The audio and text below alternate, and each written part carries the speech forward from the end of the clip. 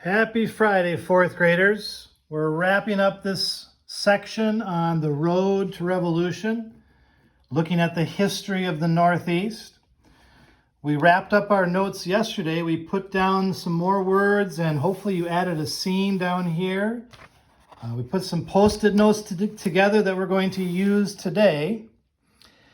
And then we'll be able to wrap this up and move on to something else next week. So with this information, the road to the revolution, we created, of course, a bunch of vocabulary words that we needed to keep track of. But we also put a bunch of events. And those events now we're going to use and do an activity that kind of goes back to something we've done before, earlier this year. So if you would, you're going to have to find the sequential order packet. So that sequential order packet was from last time, not from the envelopes you just picked up this week, but the ones from before. So flip in there to find this blank timeline. There's a whole bunch of them actually, but just find one that you can use for today. And we're going to use those post-it notes, those ones that we made, to do a final activity that goes along with our history of the Northeast. But before we get to that, we're going to flip back in our reader's notebooks to the sequence page. And we're going to talk about how in sequence, when we did this before, we just used those signal words. And we talked about first, second, third, last, finally, next. This is back when Honey Rose was baking her cake and following her recipe. But there's another way to think of sequence, and I put that word in here. It's called chronological order. Now, some of you may have heard of this, chronological order.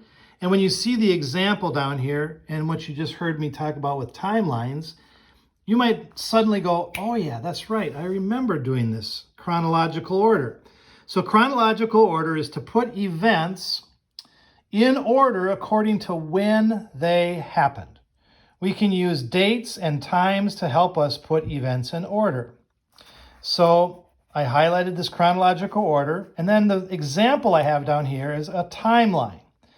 Timelines are just one way that we can do this. They're probably the most common way that we find chronological order being shown, but you don't have to just use timelines for chronological order. But here's what a timeline is. Timelines are used to put events in chronological order. So this example I have down here is a straight line. So from the beginning to the end, we kind of go like left, like you would read, from left to right, the start to the finish. And I put on here one date already, 1763. That's when Britain ended their war with France here in America. So this is one way to show chronological order.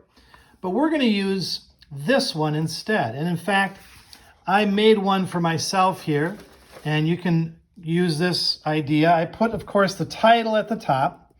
In that box, this is the road to revolution, all those things we've been talking about. And I wrote that the start is up here at the top, and the finish is down here at the bottom. And there's all these things that we have on this line. Notice where the arrow is. This would be the first thing because it's closest to start.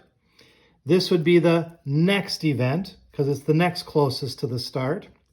And so on, going back and forth all the way down.